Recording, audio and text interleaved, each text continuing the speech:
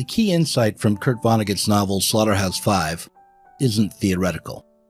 While the book does put forward a theory about time and consciousness, it presents plunger-shaped green aliens from Tralfamadore who can see in 4 dimensions and who preach a fatalist doctrine to the protagonist. The insight isn't in the doctrine, but in the description of the kind of experience that leads to accepting it. This comes not from the alien plungers, but from the science fiction author Kilgore Trout. Trout is a recurring character in Vonnegut novels, and in Slaughterhouse-Five, he asks the main character, Billy Pilgrim, if he has ever put a full-length mirror on the floor and then had a dog stand on it. No, Pilgrim says. Well, the dog will look down, and all of a sudden he'll realize that there's nothing underneath him. He thinks he's standing on thin air. He'll jump a mile. In the 19th century, Marx developed a critique of socialism that shared something in common with this dog and mirror trick. Marx wanted his fellow socialists to realize that they were standing on thin air, and to jump. In the case of Marx, what's being masked is economic interest. I'm not saying there aren't any religious figures that are significant in the 20th century. There are. Magnificent ones like Gandhi, Martin Luther King. They appear as rare exceptions. Rare exceptions. I mean, there are still people that try to lead their people out of bondage. Not everybody plays golf with the Pharaoh. But the suspicion hangs over the entire religious enterprise that it serves vested interests. The fundamental criticism Marx has of capitalism is correct. Communism is stupid, but the fundamental criticism is correct. And that's that our being is shaped by that murder, that yuck called money. Still is. Marx thought that by showing people that they were responsible for their own social conditions, he would push them towards self-mastery. Self-development, self-understanding, and the expansion of human power were the aims of the Enlightenment and socialism both. But during the 20th century, after 2 world wars, people started to let go of both ideas. The development of human power and mastery was too risky. We were standing on thin air, but we wouldn't jump.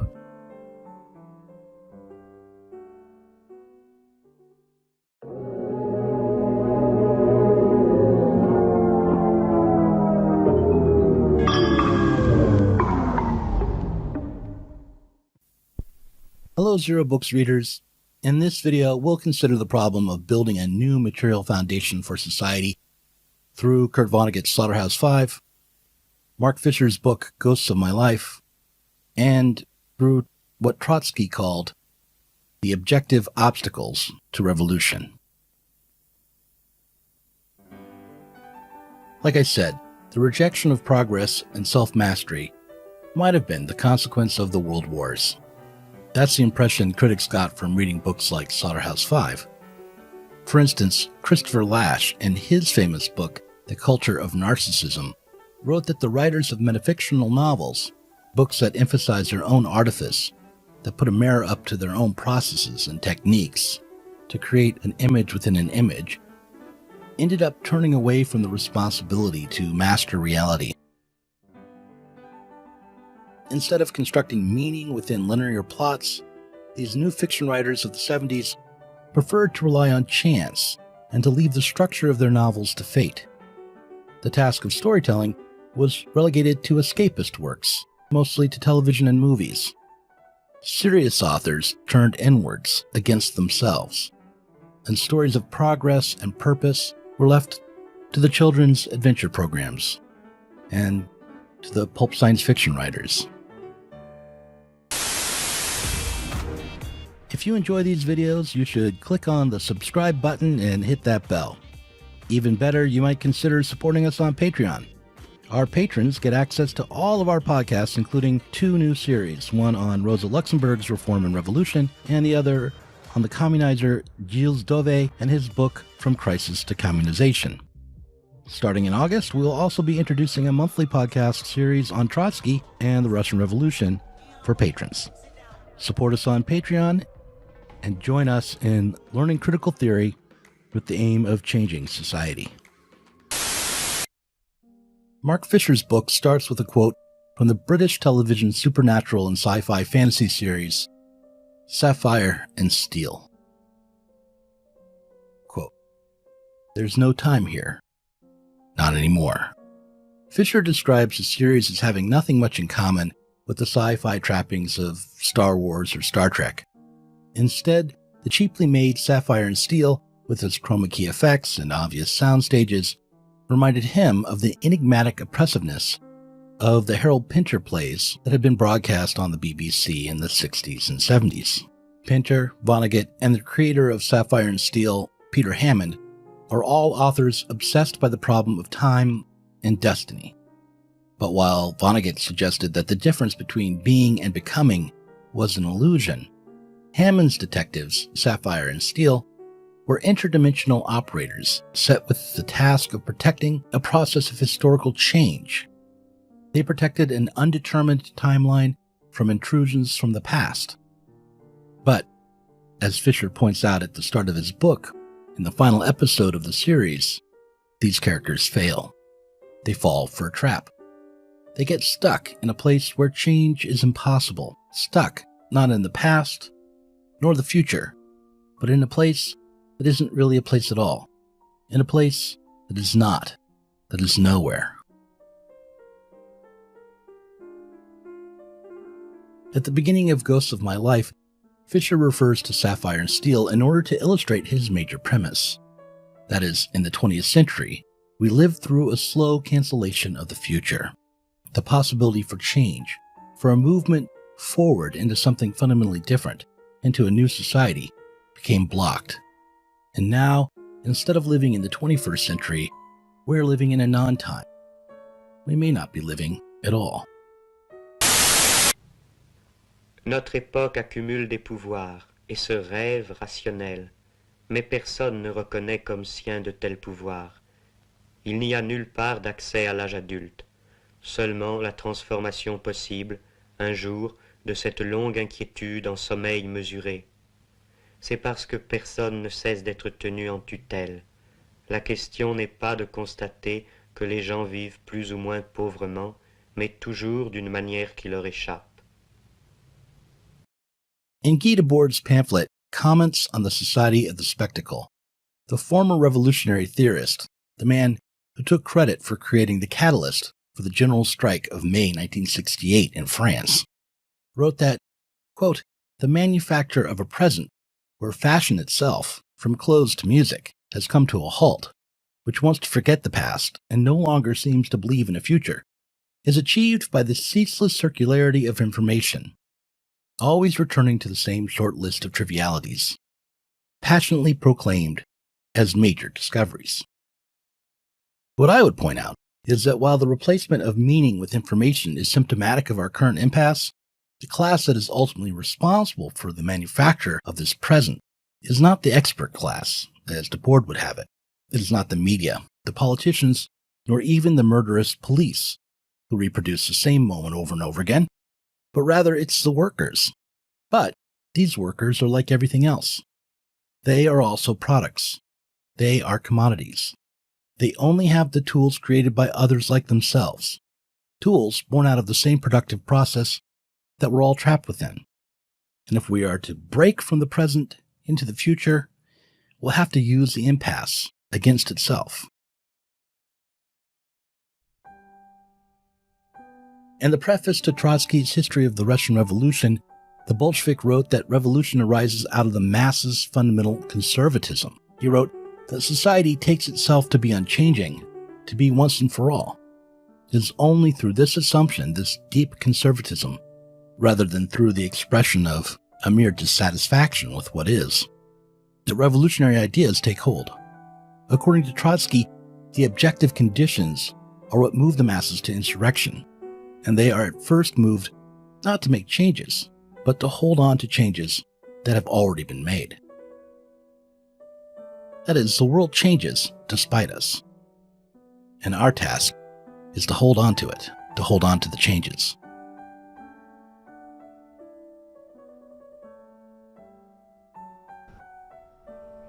Oh, general strike. Oh, no, no, no, no. No, general strike, no. Nobody knows how to strike. Nobody can strike. We cannot strike. We do not have the coordination to ensure any significant degree of critical labor inputs being withheld from the system, which is what you need for it to be anything other than a demonstration. But then comes the kind of question of this too big to fail, too monstrous to survive contradiction. And I think that is the major contradiction that we should be addressing. And therefore, a socialist program or an anti-capitalist program of the sort that I would want is one about trying to manage this capitalist system. The usual conception of the sort of change that happens despite us is negative, even tragic. Due to the internal contradictions within capitalism, we find ourselves in a moment of collapse. The economy ceases to function. The jobs disappear. We are thrown into the streets, evicted from our homes. But in order for this moment to be transformed into a revolutionary situation, there has to be an opportunity to hold on to the way of life people are accustomed to, or even to improve upon it, through the seizure of what has already been made. In a moment of economic crisis, the commodities that have already been made, the communication system that is already functioning, the political rights that have already been achieved, they're all at risk. A movement for workers' power is, in such a moment, a way to cling to what capitalism has provided. However, what also must be maintained, as David Harvey argued late last year, is a movement of commodities through supply chains. Or if not that, then what must be maintained is a flow of useful goods internationally. As we explained in a previous video, nobody can quite conceive of how to protect those supply chains, how to maintain that flow of goods without also maintaining capitalism. If we are to face a revolutionary situation, if the coming years are going to include collapse and crisis, then a revolutionary left party will have to discover the tools that are already present that will allow us to keep what we now think of as capital flowing. We'll have to conceive of a way to supply the world with necessary goods when capitalism cannot. If this can be accomplished, even just in theory, then revolution will be a conservative act.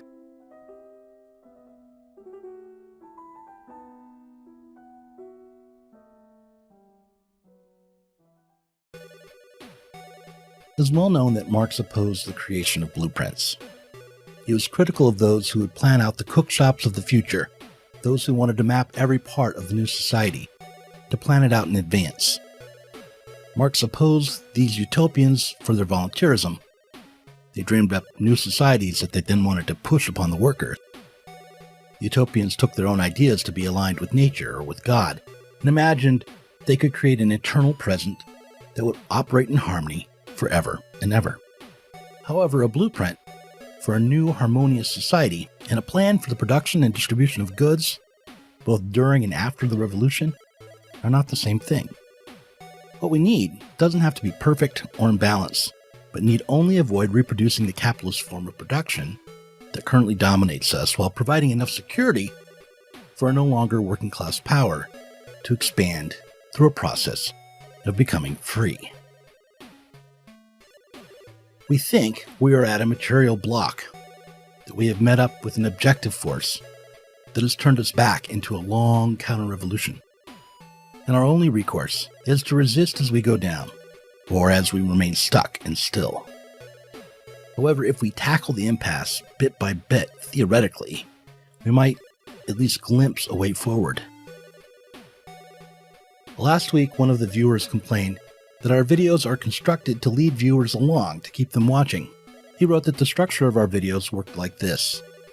We explore a given topic by introducing a second topic, and then we conclude by announcing a third topic that we'll tackle in the next video. Well, it's an accurate description of what we're trying to do. This video was about the subjective or cultural experience of the loss of the struggle for socialism. This loss was overcome by pointing out that Trotsky believed that the struggle for socialism would have a conservative character, as it would arise after objective conditions had already created a major change. Next week, we'll consider why psychological explanations for the conservatism that Trotsky mentioned should be rejected, as we try to tackle what the right-wing economist Hayek called the socialist calculation problem.